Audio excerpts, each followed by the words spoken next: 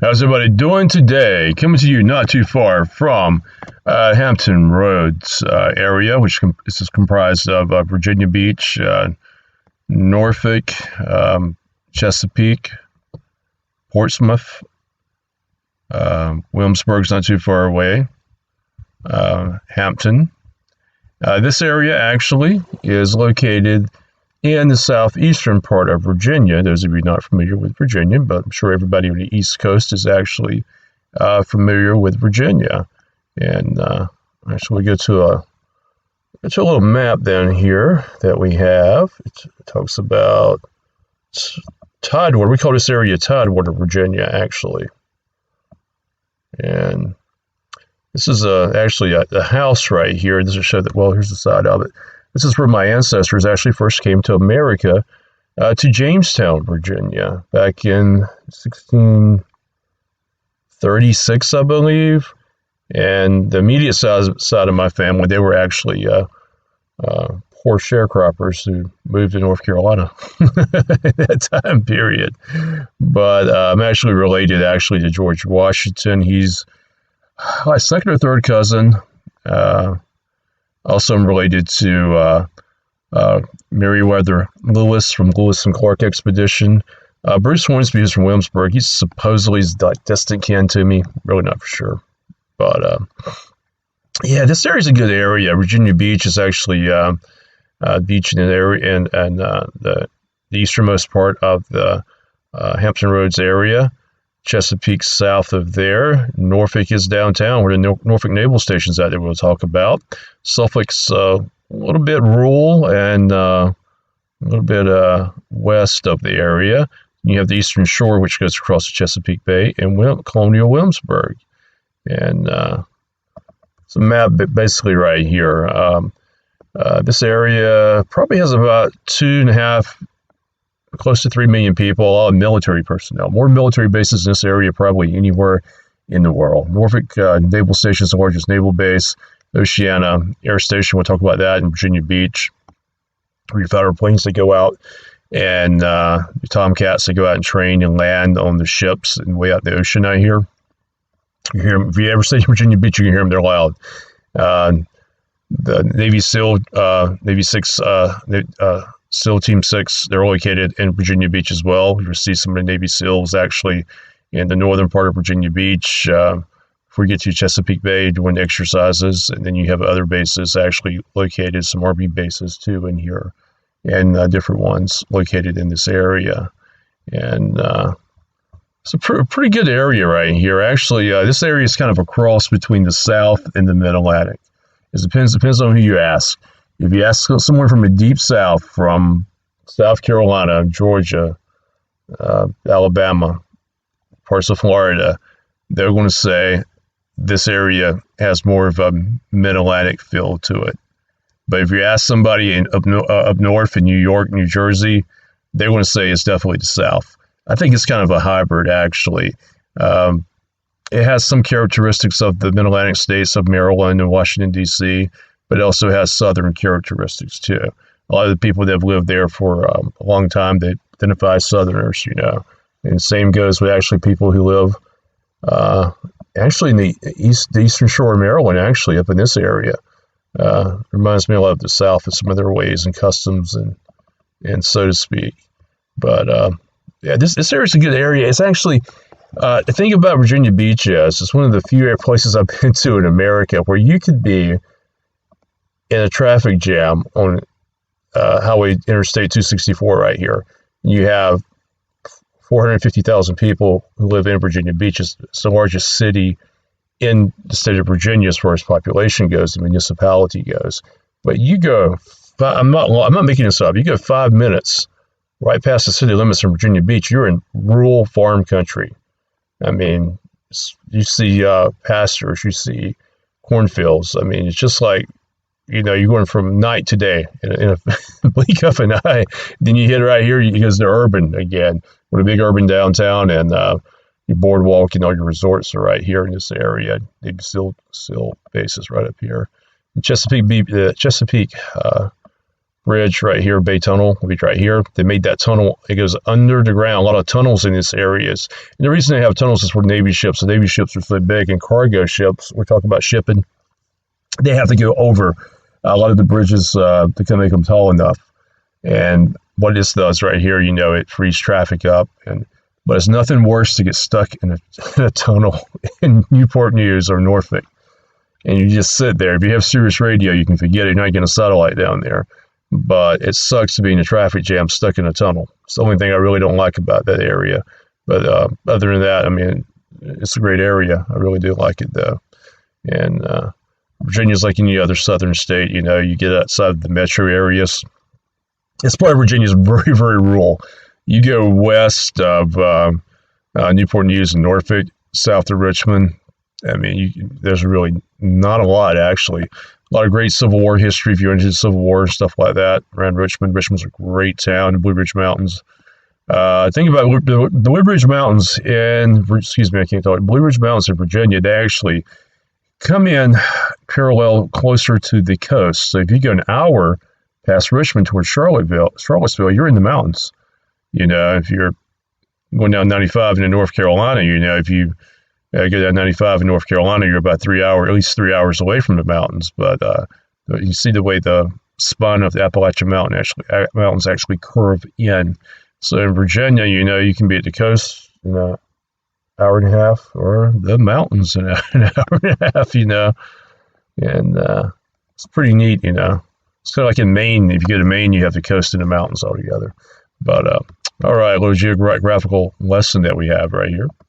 So maritime blockchain is big. It's something I didn't know it was this big. I just Googled it, and I was going to talk about what's going on up here in Hampton Roads, and a lot of companies. This is a very big port. A lot of goods are shipped in and out of the Hampton Roads area.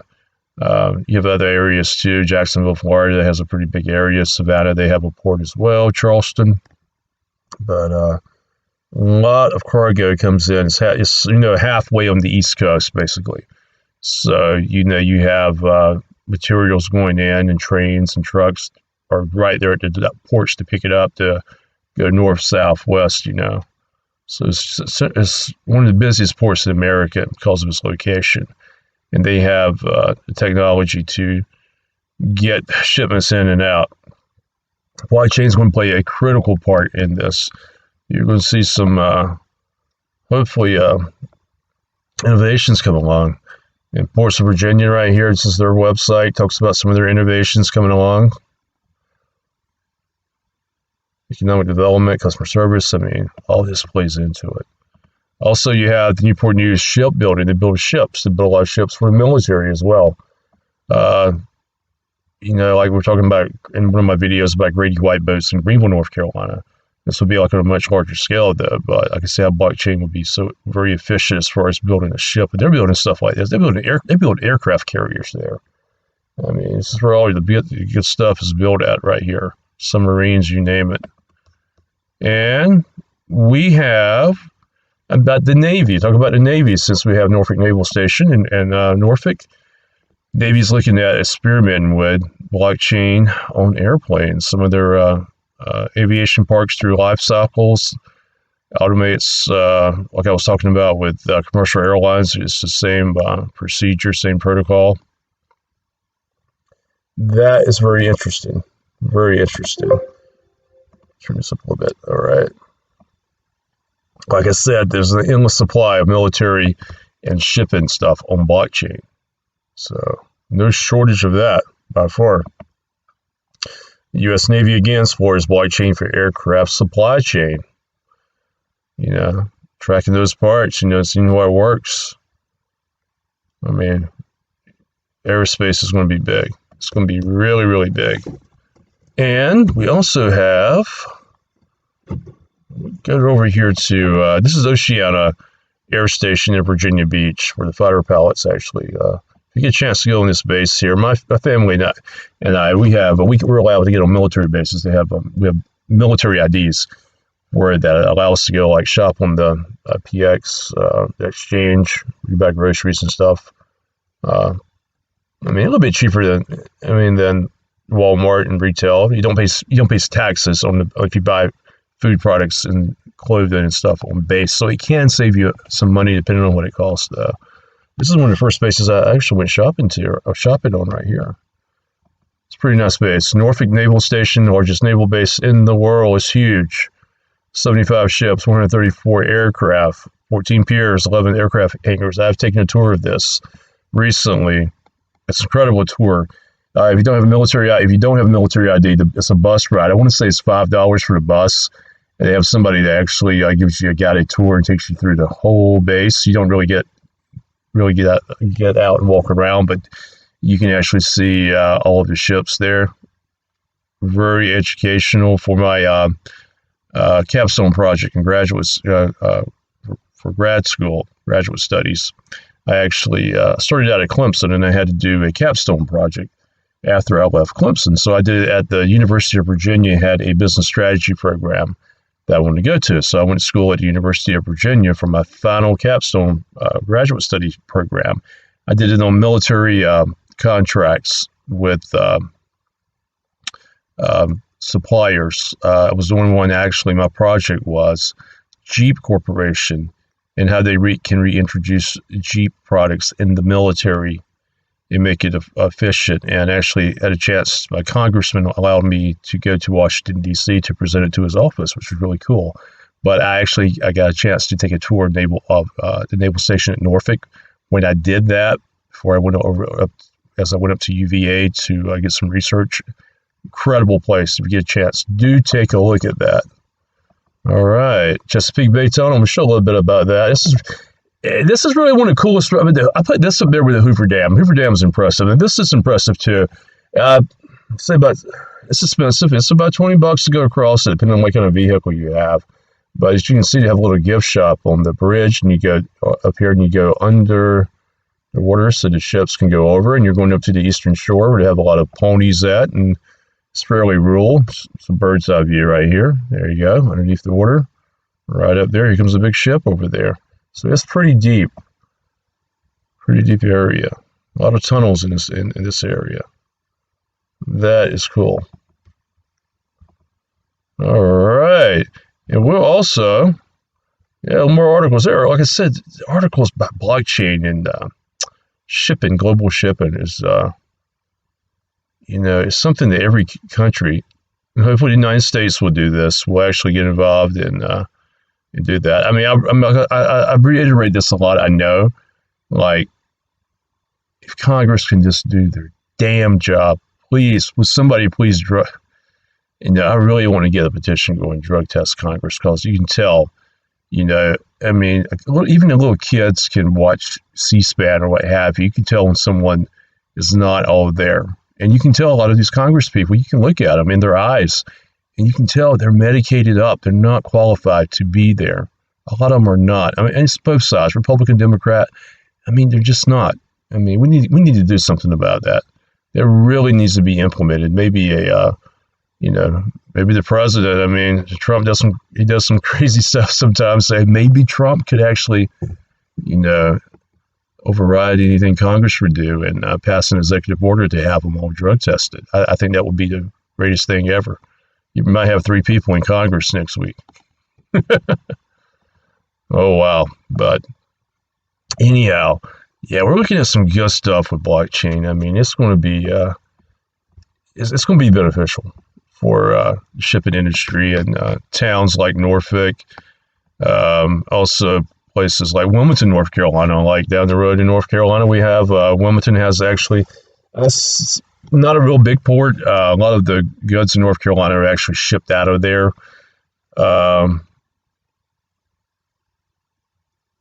Basically, it has a lot of containers and cargo storage, 42 feet navigational channel. It's not as big as Charleston or Norfolk, but it's a decent sized port. 26 miles from sea on the Cape Fear River. And you'll see, if you go to Southport below Wilmington, you'll see a lot of these huge ships come in and out. And a lot of exports out of North Carolina, like agriculture products, they're shipped out of Wilmington as well.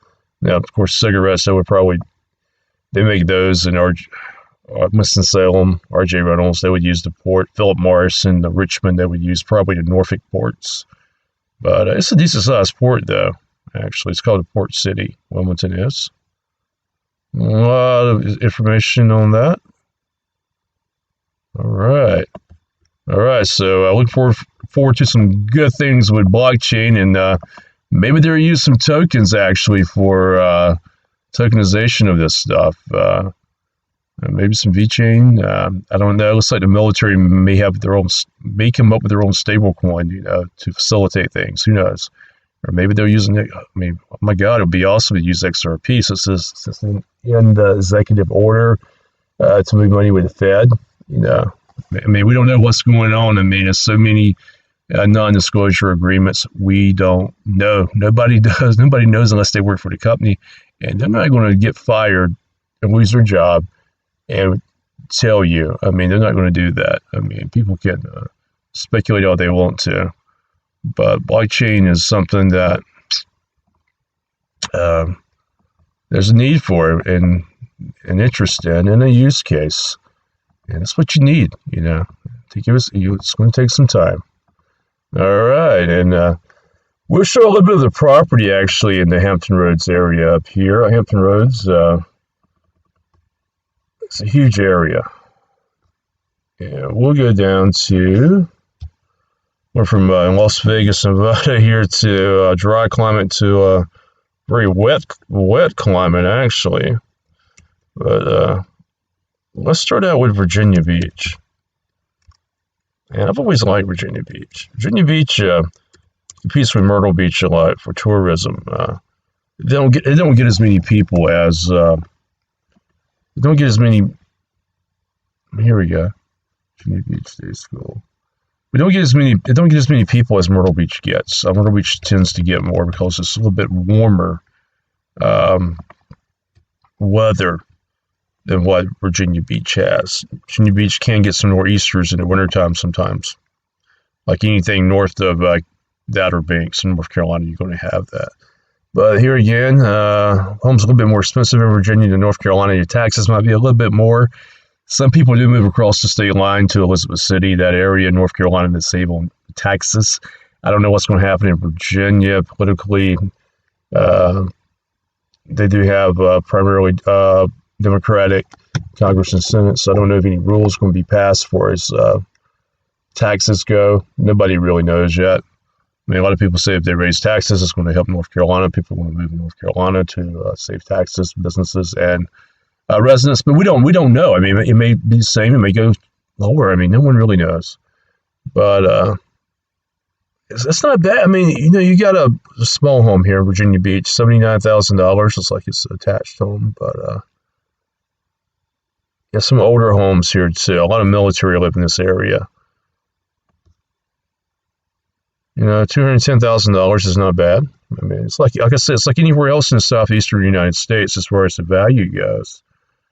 Too bad, too bad. That was really nice. I mean, you have to go and look at these places, but not a bad area. And I've always found it to be a really peaceful area, a real calm area for the most part.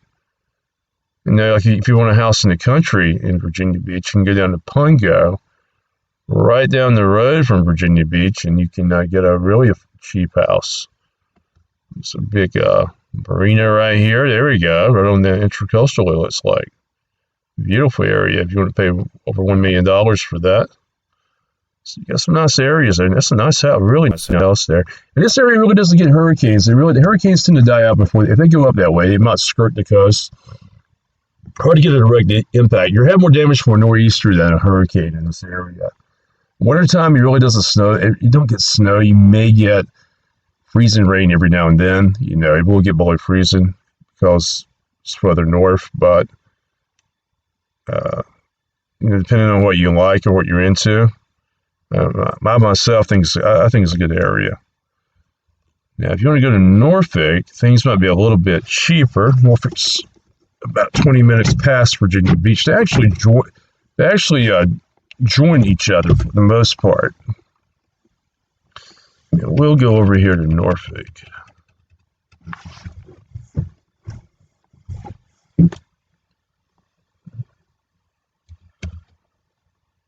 Here we go.